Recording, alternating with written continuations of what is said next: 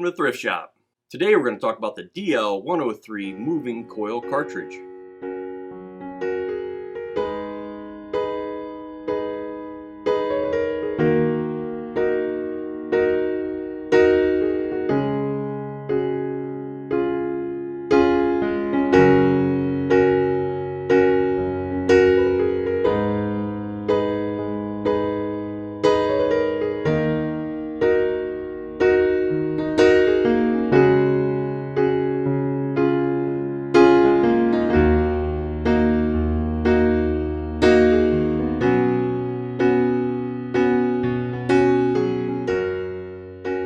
Denon has been involved with moving coil cartridges since the 1930s. The DL-103 is the longest running production item in the audio industry. The DL-103 has been in production since 1962. It was developed for broadcasting and needed to sound good and also be durable. The DL-103 name will stand alone as the base model, as over the years there have been many variations.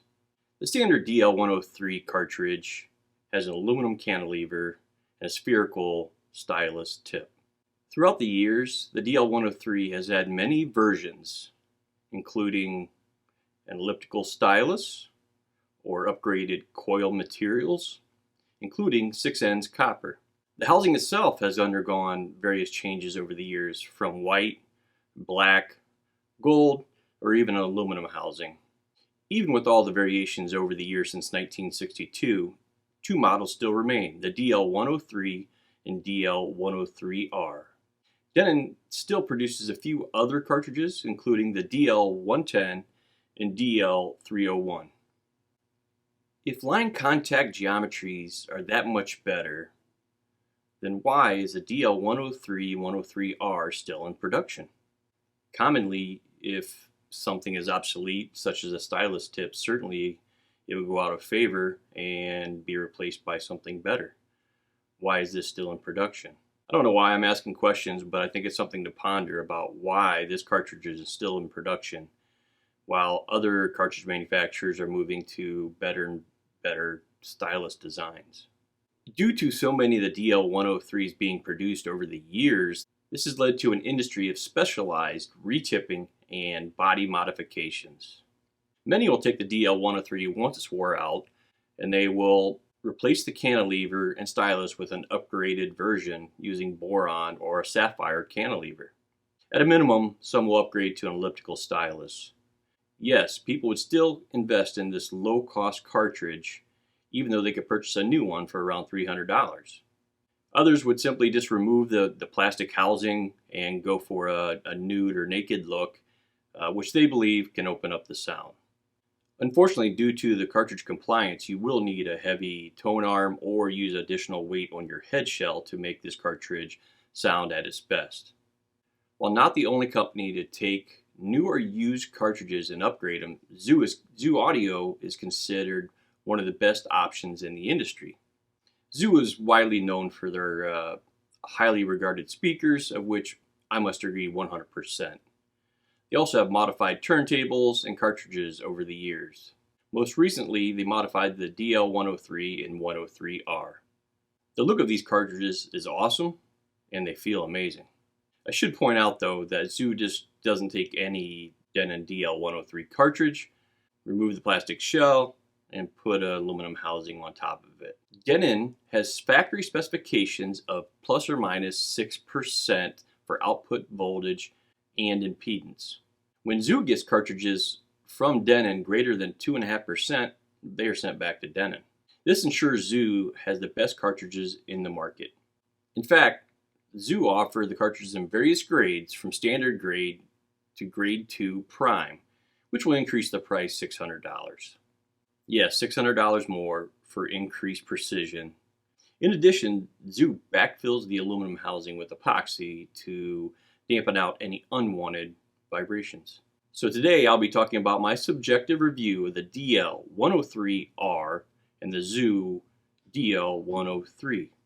Take a listen to these sound clips. Tell me what you think.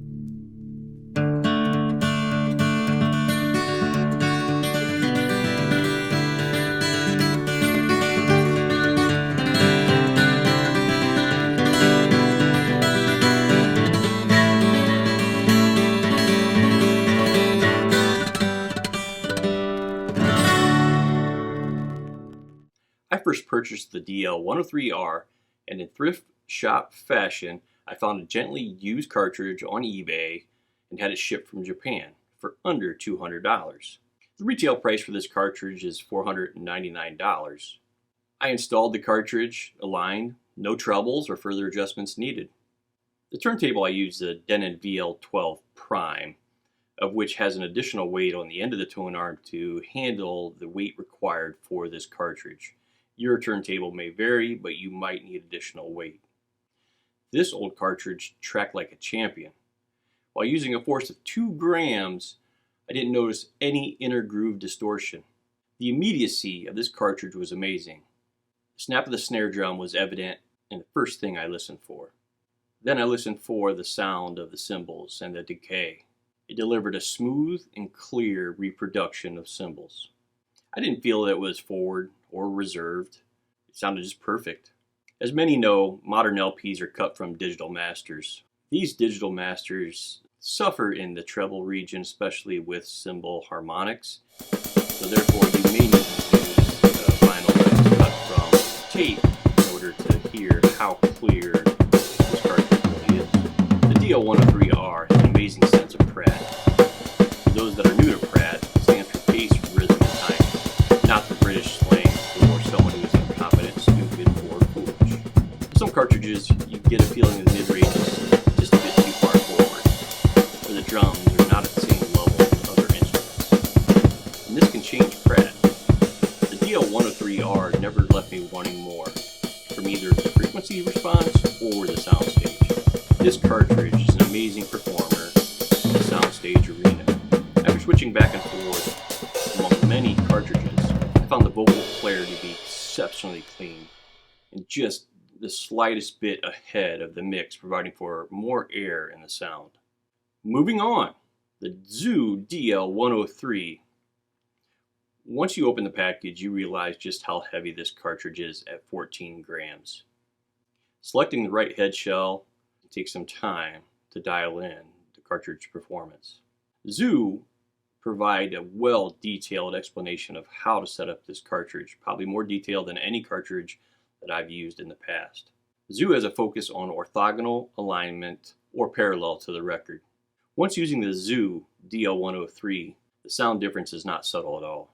I don't have the standard DL-103, so I can't comment the differences specifically between the DL-103 and the Zoo DL-103, so all of my differences will be with the DL-103R. Zoo claims that the DL-103R just brings more treble, but I think there's more to this story. In fact, if you look at a frequency response graph for the 103R, you'll see the increased treble response. The only difference between the DL-103 and DL-103R is the coil material. The DL-103R uses 6 ends copper coil. Could the copper coil wire make that much of a difference? The Zoo 103 is laid back in comparison to the 103R. Perhaps reserved would be a better word. You get the same feeling of impact, but it seems like the music gets darker. Similar to my experience with the Audio-Technica AT150SA with the Shibata stylus. Could the aluminum housing and the epoxy dampen the cartridge so much it makes for a relaxed listen? Listening to the same music with the 103R and the Zoo 103 are completely different experiences. While both provide an amazing sound stage with the feeling of live music, the 103R makes your heart rate increase like you're ready to enter a mosh pit. The Zoo 103 makes you want to sit back and grab a beverage of your choice. I want to point out one critical item here: treble response and air. While the DL-103R is higher, it has a thin sound and not full at all. You hear the cymbal harmony and extension, but it doesn't sound sharp in any way. This thin treble response provides for the air we sense within the soundstage. Both of these cartridges will be in my ownership for a very long time, only wanting me to explore more of the DL-103 variations. If the Zoo 103 can take a cartridge and totally control it, now to find an old DL-103 and have it rebuilt with newer items like the cantilever and stylus. If you're in the hunt probably for the best value in cartridges, you need to check out a Denon DL-103 or DL-103R. Given their low prices, they're hard to beat. Thanks from the thrift shop. Please like, subscribe, and comment. It helps out the channel. Appreciate it. Thank you. Bye.